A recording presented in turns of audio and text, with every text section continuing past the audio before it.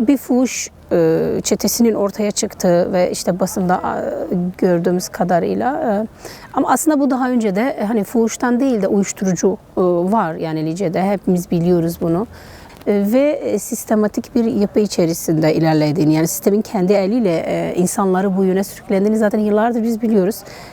Lice'nin genel yapısı itibariyle siyasi ve politik bir toplum olduğu için hani devlet bunu nasıl çürütebilirim, insanları bu politik sahadan nasıl eritebilirim, bunları nasıl yozlaştırabilirim, nasıl uzaklaştırabilirim?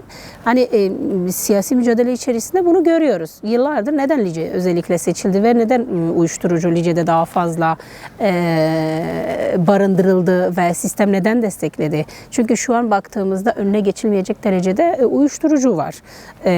Hem ham maddesi hem de kullanım yaşı çok fazla düşmüş. Kullanım yaşının 9 yaşlara kadar indiğini biliyoruz ve bunu ben toplumdan ziyade aslında devletin kendi eliyle yani yapıldığını düşünüyorum. Hani bir sosyolog olarak toplumun içinde de yer alıyoruz, sahalarda da gördüğümüz kadarıyla. Annelerin bize söylediği şu, çocuklarımızı kurtaramıyoruz artık. Çünkü destekleniyor yani tonlarca götürülüyor. Nasıl götürülüyor? Devletin gözü üzerindedir yani. Yoksa devlet istediğinde yakalamıyor mu? Devlet demek ki bunu göz ardı ediyor ya da göz yumuyor bir şekilde. Önüne geçmiyor ve sizler bunun önüne geçin diyorlar. Hani bizden gerçekten sistemleri de bu. Hani neden şu önüne geçilmiyor artık? Siz neredeydiniz şimdiye kadar? Neden bu kadar arttı? Böyle sistemleri de oluyor bizlere. Haklılar kendileri. Aslında bizim baştan beri ailelerimizin hani bu bir kayyum dönemi yaşandı ve ara koyuldu. Gerçekten ailelerimizden biraz uzaklaştık. O mesafeden kaynaklı devlet o boşluğu çok güzel yakaladı ve çok güzel kullandı. Ve bunu iş vaadiyle, işte iş kurulu üye yaparak, zaten biliyorsunuz toplumda derin bir yoksulluk yaşanıyor.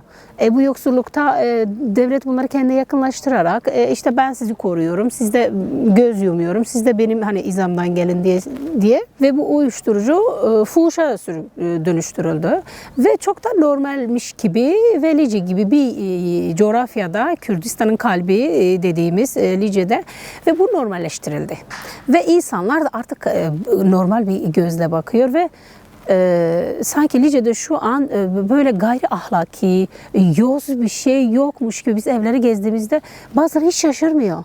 Biliyorlar ve komşusu yapıyor ya da işte akrabası yapıyor. Hepsi içinde ve buna bir göz yumarak bu evreye çevrildiğini de farkındalar. Ama diyorlar ki artık ne yapabiliriz?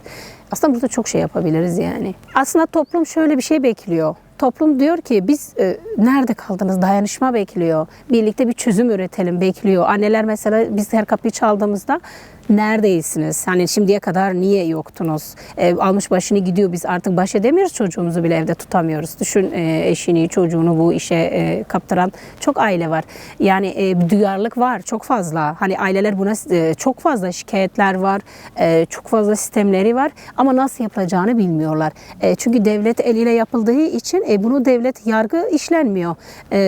Çünkü bu cezalar çok caydırıcı değil. Uyuşturucudan yatan bir insan birkaç ay sonra bir bakıyorsun tekrar geri dönmüş ve tekrar aynı şeyde devam ediyor.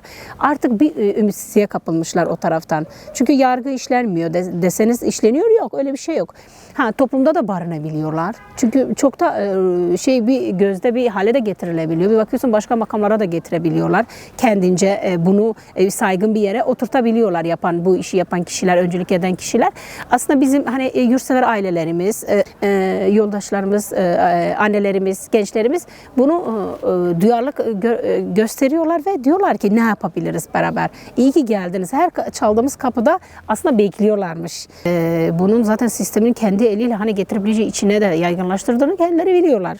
Bizi uyuttular aslında. Hani bizi siyasetten uzaklaştırmak için yaptılar. Biz bunu biliyoruz.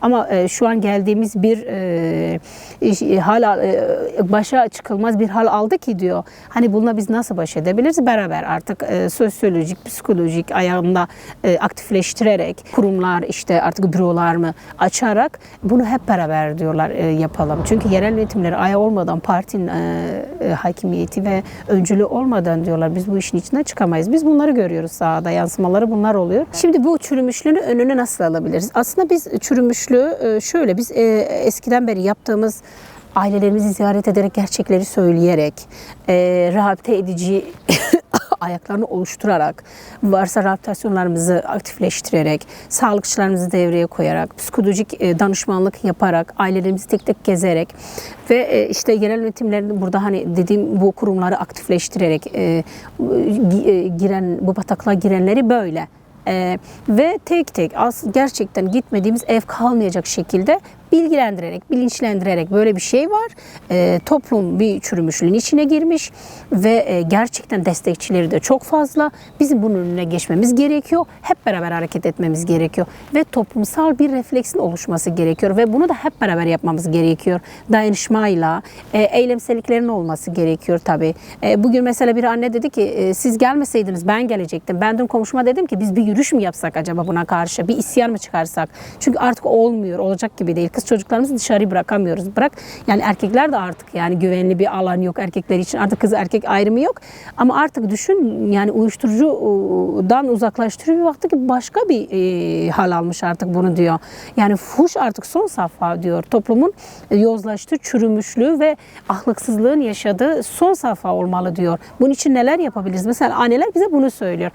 Biz de burada annelerle beraber biz de diyeceğiz ki artık eylemsellikse eylemsellik, ses çıkarma, bunu yapanı tecrit etme ya da bunu yapanla irtibatını keseceksin, komşuluğunu bitireceksin, beraber oturup yemek yemeyeceksin, çay içmeyeceksin. Sen kendi alanında, kendi mahallende bunu yalnızlaştıracaksın ki o bunun farkına varsın ki ya o alanı terk etsin ya bu işi bıraksın. Bunu böyle yaparak belki önüne geçebiliriz. Sahadaki yansıması aslında birkaç günlük yaptığımız toplantılar ve ev ziyaretlerinde görüyoruz. Aileler gerçekten duyarlı hale gelmiş. Gerçekten böyle bir şey var. Ve gerçekten bizim hep beraber hareket etmemiz gerekiyor. Ben bugün etmezsem, sen etmezsen gelir bizim kapımıza da. Çünkü bu giren aileler onlar da böyle diyorlardı. Bir şey olmaz. Bir ikiyle hani gider, parasını kazanır, gelir ama sonra farklı bir hal aldı ve uyuşturucu, çeteleşme, işte yozlaşma, işte fuhuş en son zaten bu hale geldi. Onun için bunun önüne geçmezsek eğer biz gerçekten topyekun bir çürümeye gideriz. Zaten bizim iddiamız politik ve ahlaki bir toplum yaratmaktır. Hani bizim en başta yaratmak istediğimiz toplum düzenimiz buydu. Özellikle ahlaklı bir toplum. Hani biz ahlakı toplumun içine yerleştirmezsek biz bunu çocuklarımıza, gençlerimize, genç kadınlarımıza bunu empoze etmezsek, söylemezsek bizim parti etik parti paradigmamız zaten perspektiflerimiz de bu yöndendir. Hani bizim için hani kadınlar olarak, yerel yönetimler olarak işte hepimizin iddiası ahlaki ve politik bir toplum yaratmaktır. Yani eğer bizim gayri ahlaki ve çürümüşlük ve bu kirlenmişlik eğer toplumumuzun içine girmişse biz bunu bilinçlenerek, beraber hareket ederek, eylemselliğe dökerek, alanlara çıkarak, gerekirse sağlık ve rehabiliteci ayakları da oluşturarak bunu hep beraber önüne geçebiliriz. Hani bunun önüne geçmezse zaten demek ki toplum çok duyarsızlaşmış ki artık öyle bir toplum haline gelmiş diyebiliriz ki öyle bir toplum da değiliz. Hani Lice halkı direngen bir halktır, politik bir halktır. Hani siz de gördünüz toplantılarda kadınlarımız çıkıp kendini ifade edebiliyor, konuşabiliyor. Hani bunun önüne de geçebilirler. O şeye de sahiptirler yani. Biz gerçekten kadınlarımızdan bunu çok bekliyoruz. Hani kadınlar yapar bunu, öncülük edebilir. Annelerimiz de zaten hani siz yapın bir şeyler, bir program çıkarın. Biz öncülük ederiz zaten ki gördük zaten toplantılarda da annelerimiz öncülük etti. Öncelikle annelerimizi ön saflarda tutmalıyız. Hani annelerimiz buna artık bir bağırsın, dur desin yapanlara. Çünkü bunun hani oluşum şekline baktığımızda hani eril bir zihniyet diyoruz ya, devlet zihniyeti. Bunu içimize sokan zaten yine erkek zihniyeti, devlet zihniyetidir. Hani yine mağdur olan kadınlardır, annelerimizdir. Bu uyuşturucuyla içine sürüklenen, bu fuhuş bataklığı içine sürüklenen yine kadınlarımızdır. Bu yoksulluktan dolayı kimileri ya da işte kimileri uyutularak bir şekilde yine buna baş kaldıracak olan, buna isyan edecek olanlar yine annelerimiz olacaktır, yine kadınlarımız olacaktır. Bu da bizimle olacak. Yerel yönetimler ayağıyla işte dediğim gibi ya bilinçlendirme yapacağız, ev ziyaretlerimizi gerçekleştireceğiz. Böyle devam ederek önüne geçebiliriz. Düşürülen kadınlar aslında onlar da bizim kadınlarımız. Cins olarak erkek de kadın da olabilir. Ondan da bu toplumun bireyleri sonuçta. Bunun arka planda yatan nedenler nelerdi? Bunu iyi bilmek gerekiyor. Hani dedim ya baştan devlet gençlerimizin politik olmaması için, politik bir alanda bir araya gelmemesi için, düşünmemesi için, tartışmaması için, hani bir eyleme katılmaması için, iki kişi bir araya geldiğinde hemen mesela kafalarından tutup ayırmalarını da biliyoruz. Bunların yapmaması için, işte örgütlenmemesi için bunu içine koydu, insanlarımızın içine. İşte bu kişilere aslında biraz da psikolojik yaklaşmak gerekiyor. Bir ruh hallerini anlayarak, direkt suçlayarak değil, sen niye girdin, bunu yapamazsın değil. Onu biraz anlamak gerekiyor. Aslında hani varsa imkanlar, onları eğer biliyorsak gidip onlarla da konuşmak gerekiyor. O kişileri tekrar topluma kazandırmak için o caydırıcı politikaların olması gerekiyor. Biraz onlara da güven vermesi gerekiyor. Bunlarda ne kadar hani kabullenmişlik var mı? Zorunluluk mu acaba? Zaten çoğunda da şunu gördük. Şantaj uygulayarak işte bir yerde hani bunun içindeki hani ailelerimiz şunu söylüyor, hani birini işte ona zarar vereceğim sen gelmezsen. Böyle sürüklendiğini biliyoruz çoğunun. Öncelikle bunlarla konuşulmak gerekiyor, konuşmak gerekiyor. Psikolojik arka plana bakmak gerekiyor. Ruh hallerine bakmak gerekiyor. Maddi manevi neden olduğunu anlamak gerekiyor.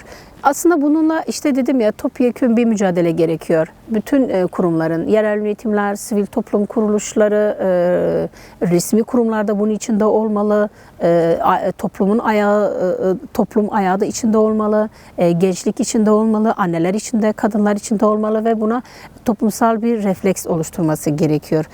Bunun bir daha olmaması için bununla farkındalık tabii oluşturacaksın ki hani böyle olursa şöyle olur. Yani bunun önüne geçilmezse daha sonraki ayakları böyle olur. Toplum bunun farkına vardıktan sonra zaten ve bir dayanışma sağladıktan sonra bütün kurumlarıyla tabii bunu başında tabii parti, yerel yönetimler hepsi öncülük edecek bunlara.